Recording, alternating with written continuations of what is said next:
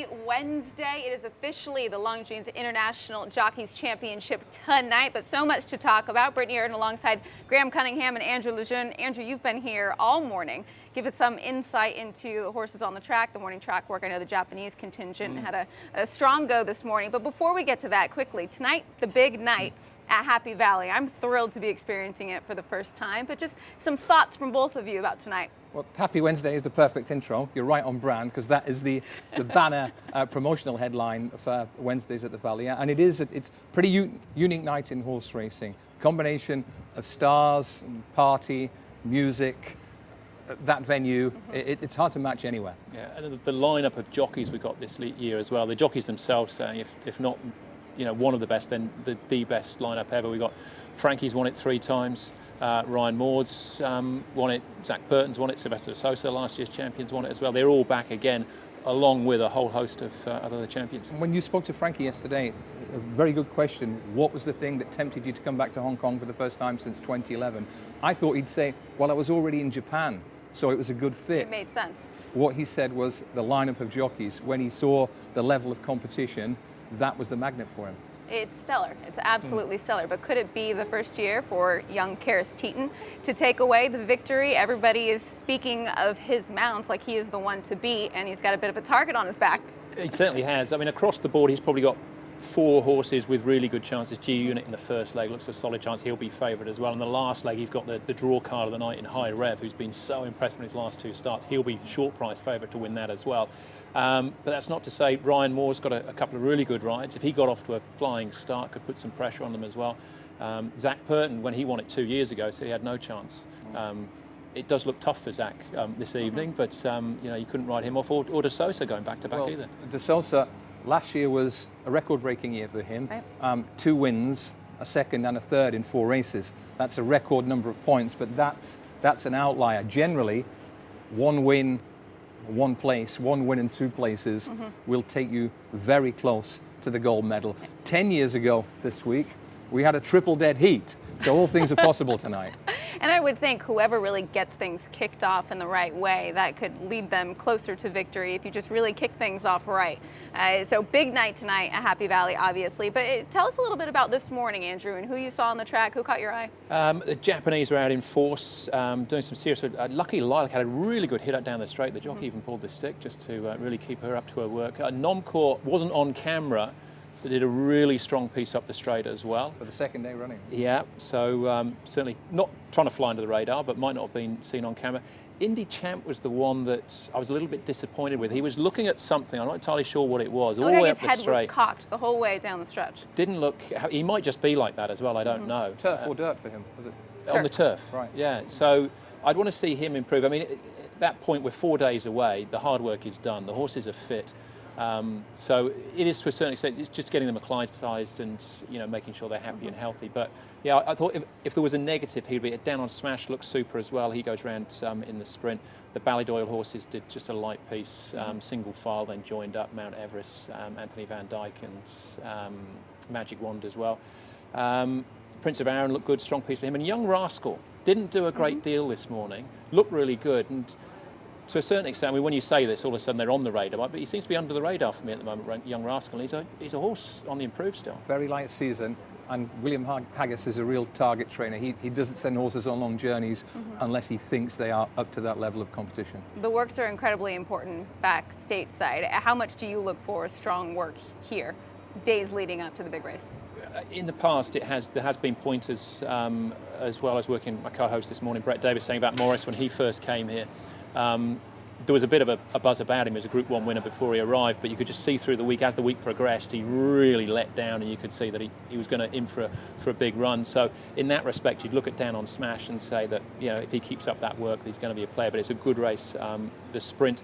So yeah, I think you're just looking for horses that look like they've settled in well and they're handling things properly, as opposed to that one blinding piece of work. So they should be fit and ready to go by now. Down on smashes in the sprint with the Tory on board. I had a quick word with Frankie yesterday. He said the initial plan was for Frankie to come and work him this morning, but they decided to just ease back on his exercise, so it was just a pretty gentle workout for him.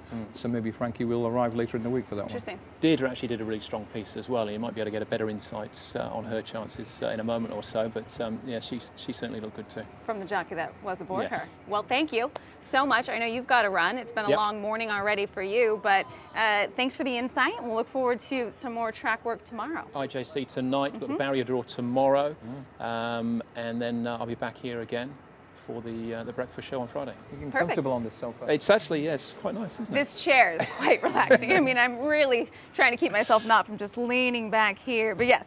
Excellent. Wonderful. And then you've got duties at the barrier draw, do you know? Yep, barrier draw from I think it's 11 o'clock tomorrow. I'll be live on the website as well, and then we've of course still got our recap show on the Monday, Graham. I'm looking forward to that more than anything. You just tell me where to turn up and I'll be there. He'll be there. We'll be there. Andrew, thank you. We're going to Great swap stuff. out Andrew for British champion jockey Oisin Murphy to give us some insight about Deirdre, how she went today. Hi, Graham. How's it Nice going? to see you. Good How form. are you? Very well, Brittany. How are you? Doing well. Before we get to Deirdre and the races this weekend, and I got to just take a look at 2019 as a whole. I mean, when you reflect upon it to have such great success, so I'm going to say early on in your career, what do you make of it? Oh, I never really look back, but I suppose I'm very fortunate to ride so many nice horses over the last couple of years, and obviously my link up with HKIR Racing, but so many other people as well, has been really beneficial. Always as jockeys we're looking for the next good horse, and hopefully this year we found some potential stars, and obviously we're in Hong Kong today. We've got a very big weekend ahead of us with already stars on show. Well, let's talk about that. How much are you looking forward to your International Jockeys Championship debut? Yeah, great to be involved. Under no illusion, it's going to be tough, very competitive. So it's pretty cool. There's 12 runners in each race, 12 international jockeys who've been invited. Elite lineup. Yeah, we all come here. We all want to win. The prize is massive, and yeah, we'll be doing our best. I'm actually not blessed with the draw, and I've got some bad barriers, but it's up to me to negate that. How much does a jockey sense the noise and the atmosphere of Happy Valley when you're actually down at the start and in the race? I guess you zone out in the race, but when you come around that home turn, the noise is immense, the lights are dazzling. It's something very different. It's incredible, very vibrant, unique. The only other place a little bit like it is Mooney Valley, because obviously you have the tiers, but the people get really involved. And the Hong Kong Jockey Club do an amazing job in creating team nights and getting people there on a regular basis. Obviously, they have no problem drawing a crowd on a Wednesday night and with the IJC, but you tend to find a massive following through the year and with Hong Kong racing, whether that be Sha Tin or Happy Valley. The last few nights at Happy Valley have been Japanese themed nights, and this Okay. man knows all about that angle. Well, I was just going to say, you have a very busy week ahead. You won't be staying in Hong Kong for the entire week until Sunday, riding at Happy Valley tonight, and then what are your plans? Lots of travel. I ride in Happy Valley tonight. I fly to Japan tomorrow. I go into jockey quarantine, so we have to stay at a kind of hostel type thing at the race course the night before. No Instagram in jockey No jail. social No media. mobile phone at all. So that's quite tough. And then Saturday I ride at Tokyo. There's a group 3 there. I've probably got 10 rides. There's a 12 race card. And then Saturday night I'll fly back to Hong Kong for Sha Tin on Sunday, where I obviously have Deirdre in the Vase, Persian Night in the Mile, but I've got 2 other rides on the card, one for Douglas White and Michael Chan. Do you enjoy being that busy and constantly have things going? I need to be busy. I'm 24 and I'm hungry. I want to be riding in these big Group 1s throughout the year. And the beauty of being a flat jockey is if you're lucky enough to have lots of support, you do get to travel around the world, and there's nothing better than riding in the best races everywhere. Who do you credit for your success thus far? Has somebody been a very big influence on you? And my family have been very good. Obviously, my parents are instrumental, but also with I've been put as a child. So I went to Aidan O'Brien's when I was 15 and 16, and Tommy Stacks previous to that. And then obviously Andrew Bowling's been my boss in England from the start to now. So I've been lucky that I've had a very solid base. I'm watching this guy now. He does things naturally on TV that people pay a lot of money for in terms of body language and positivity, looking people in the eye. The media stuff has become important, really important for any top jockey. For you, Japan, Europe, wherever, you're having to handle a lot of stuff in that way. And you seem to have a confidence that belies the fact that you're 24. Yeah, I suppose my mother forced me to go to school, so I learned something, and I like to promote the sport as best I can, Graham, particularly to young people. I've been to I think I've been to 7 primary schools in Britain now. I went to the racing school in Japan the other day. If I have the time to do it, I can't see why I shouldn't. And this year we set up a website, and we have a little column in Japan every week, or in Japanese, that I can put out there, and the fans can have a little snippet of my time there. And I just think it's very easy to do, and why not? As watching Frankie handle his business over the years, do you sort of look at him and think, I can learn from guys like that? Absolutely. Great with the media. Yeah, no, Frankie is fantastic. Obviously, I've never interviewed someone, but I'd imagine he's the best. You're an interviewer's dream. But also the way he conducts himself. Frankie, when he gets in the paddock, before a horse runs, he creates entertainment, and after the race, he gets the facts across. But also, I think most owners and trainers walk away feeling happy and positive. And that's, if anything, I've taken that away from him. That has to be challenging, though, because when you go out into the paddock or the parade ring, you want to get the leg up and go straight to business. But how much of it do you have to share with the connections and chat with them? And because I would personally want to just be laser focused, blinkers on. Yeah, so I'm lucky with the people I ride for. I don't get instructions, so I've got my own ideas anyway, even in Japan. So often I will kind of quickly tell everyone what I'd like to do, and then after that it's an entertainment thing. These young owners take away Sheikh Fahd, but we have so many other big new owners coming into the sport, and they need to enjoy their day at the races. Otherwise they'll go to a football match and cheer Manchester United or Chelsea. It's all about bringing them to the races. Yeah, of course it is, because it's fine watching it on the TV screen, but we need to get numbers in the gates. We need to create an atmosphere, and then it's very easy to promote the sport. On that subject, the fan engagement in Japan is something America, Europe, Hong Kong, anywhere would dearly love to have, with people queuing up overnight and storming the gates at 10 a.m. or whatever. What do you think racing can do to try and foster that sort of fan engagement other than Japan? Yeah, it's an interesting one. Obviously, the JRA run a very tight ship, as in all the betting pools goes back into racing. We don't have the luxury of that in Britain and Ireland and in mainland Europe. But certainly, I can't see that changing for the foreseeable future. The prize money thing is debated a lot because it's easy to debate, because we like complaining as a human race. But certainly, I think the most important thing is we wouldn't have the prize money issue if we could get more people interested. So, Chicken and egg. yeah, my thing is, Michael Ballack, the captain of Germany, was at the Arc this year. Alvaro de Royas plays for Real Madrid in Spain. He bought his first yearling this year. He went to the last day of Newmarket. He went to the Arc as well. Marcus Alonso, if he's not playing for Chelsea on a Wednesday night, goes to Kempton. If the media could pick up on the things I see, and a photo of that in the paper would do an awful lot more for the sport than a picture of a horse on a billboard saying, come to Ascot. Also, Her Majesty the Queen is the most famous lady in the world. She presents the trophy for the QE2 on Kipco British Champions Day. Which you won? Yeah, and I can't see why that photo isn't on the front of the Guardian. If the Queen was standing outside Buckingham Palace and the journalists were allowed to take photos, it would be on the front of every newspaper in Britain and America and everywhere else in the world. So I just think we need to be clever in how we promote certain things. And it is about followers and followings and getting celebrities to the racetrack. Athletes have such a love for horse racing. I see it in America too. You have at the Kentucky Derby, the entire Patriots team is there. Coach Bill Belichick, he was at the Preakness. It's about getting them there, but also having them help promote the sport as well. When you go to the schools and you talk to these young kids, is there an interest, or do we have to help fuel an interest again? There will be an interest for many young children if you allow them to kind of share in what I was able to experience as a child. So, when I go to these schools, I bring them in some equipment. They get to see like my small saddle, my lightest one that's like a pound weight. I bring in a whip that I show them that basically it's really padded and it makes noise, but you couldn't hurt a horse with it. That's educating them a little bit. But then I get That's on. half the battle sometimes. Yeah, but then it's also important that they see kind of the passion and the drama. So if you show them an Arc de Triomphe with the noise, with say Zarkava, See the Stars, Workforce, those sort of years, you see all the Japanese fans, it's absolutely packed.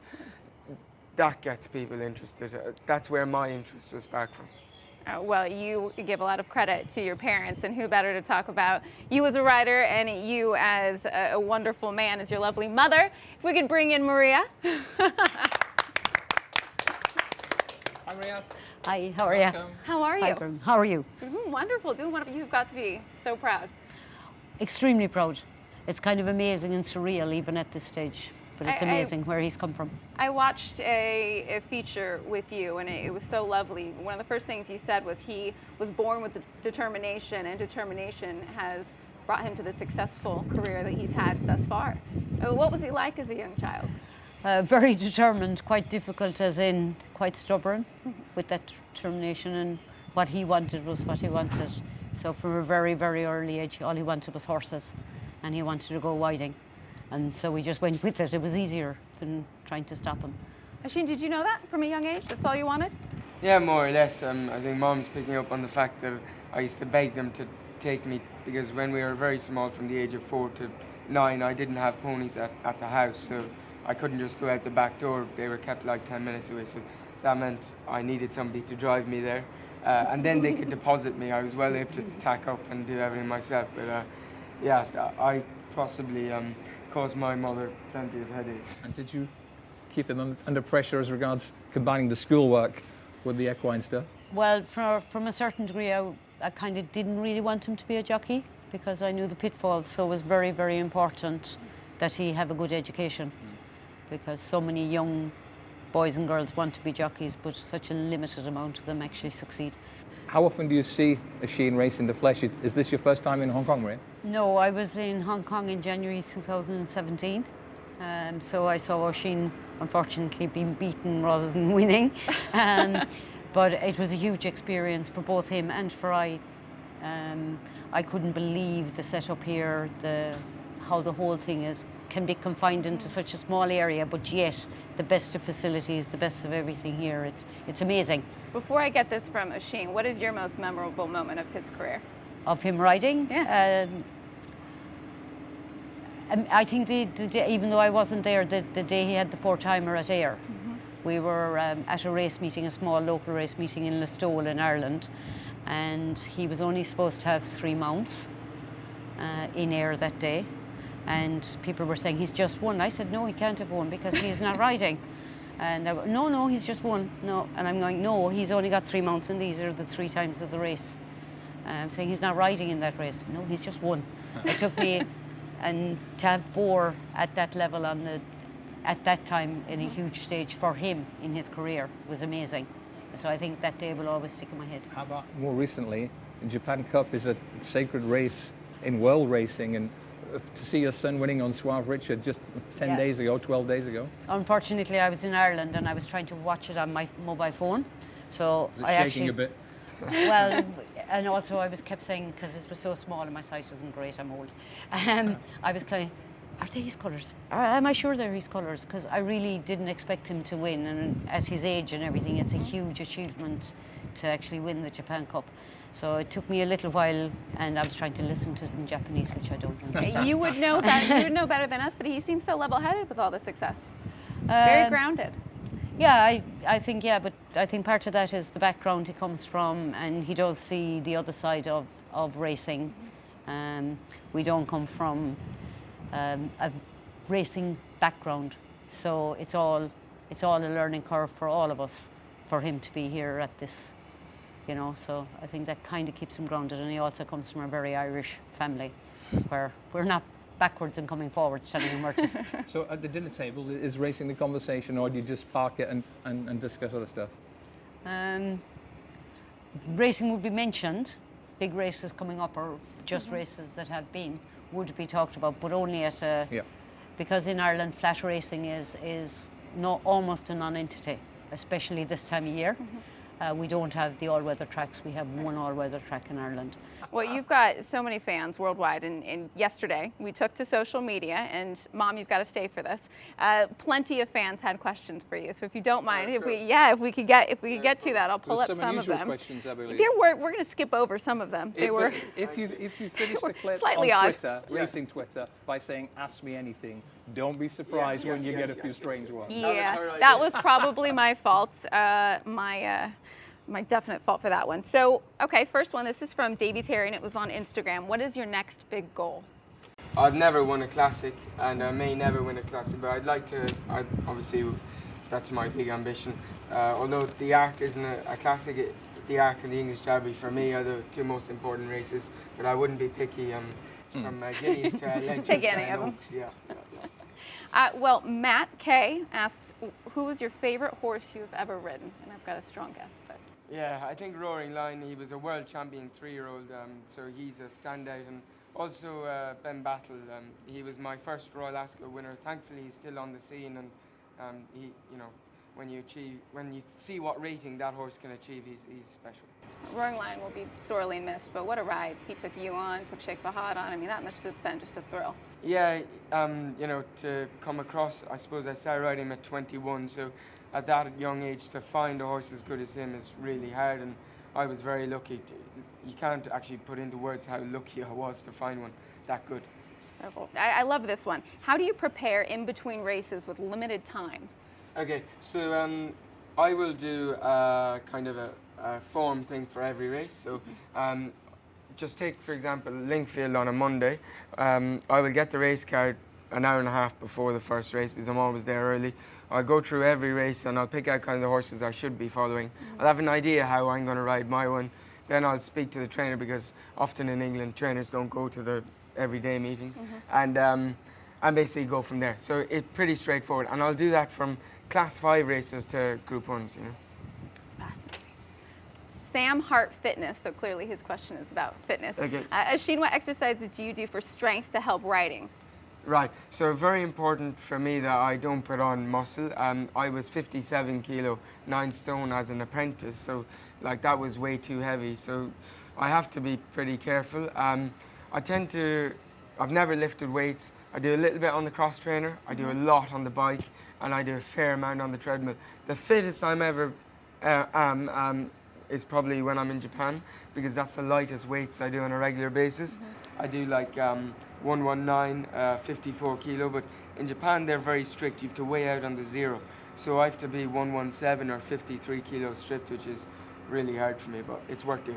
How much do you have to change your diet as well? Yeah, it's not too hard in Japan because they eat so healthily. A lot of noodles, and it's not like what we think is noodles. These are nice to eat.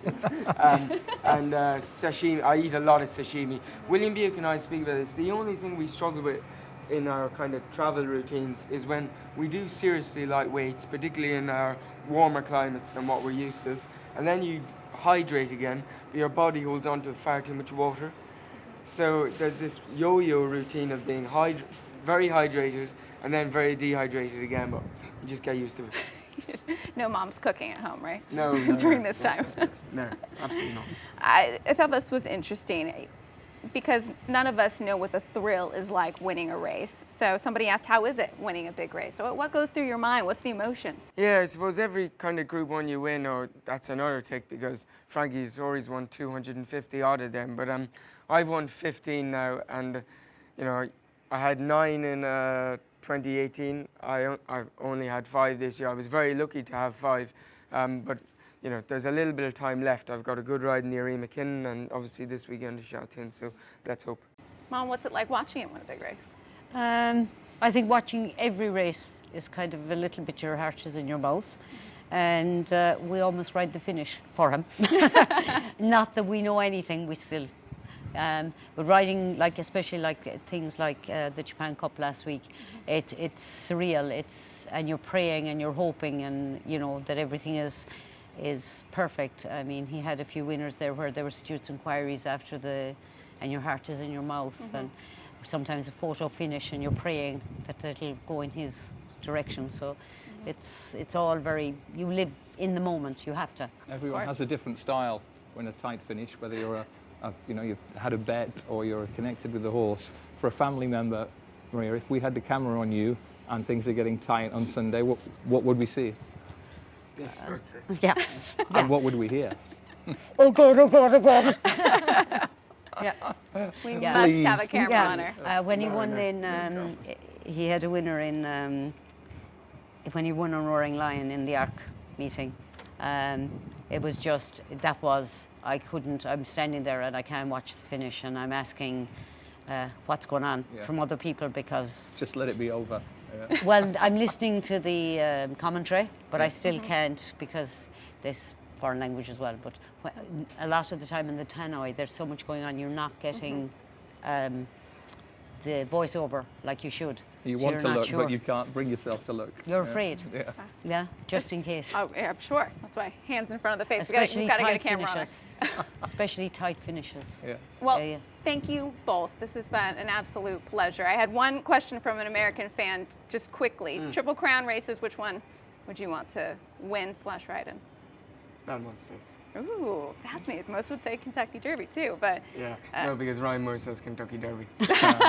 gonna go a little bit different. Well, thank you both so much. This has been Thank you. wonderful. Best of luck to you this entire week. Future, obviously the big races here in Hong Kong on Sunday. Thanks very Thank much. you very guys. much. Thank you. you. Thanks, Maria. Thank you. See you on Well, Sunday. that is, Thank you you, very Maria. much. Asheen, thank you so much. Good luck at the weekend. Thank you very much. Thank you, guys. Well, that's a wrap. That was fun. Some great stuff. We could have been here for hours, but I know we don't have that sort of time. Well, this guy's 24 and he gets it already and he's still on the rise. So who knows what the next 5-10 years might bring for him. He has the look of one of the future faces of horse racing, not just in Europe, globally. Absolutely. Well, thank you so much for joining us. That's a wrap for day 3 here on the Hong Kong International Racing Breakfast Show. No breakfast show tomorrow, but because we have a lot going on, obviously, with the barrier draw and plenty of content coming your way. And of course, tonight, big night racing at Happy Valley, IJC. Yeah, I can get rid of the vest Yes, you can. and put on a suit and the dancing shoes as Put well. on the maybe. glam gear. Graham will have his dancing shoes on. We hope you will as well. Thanks for joining us.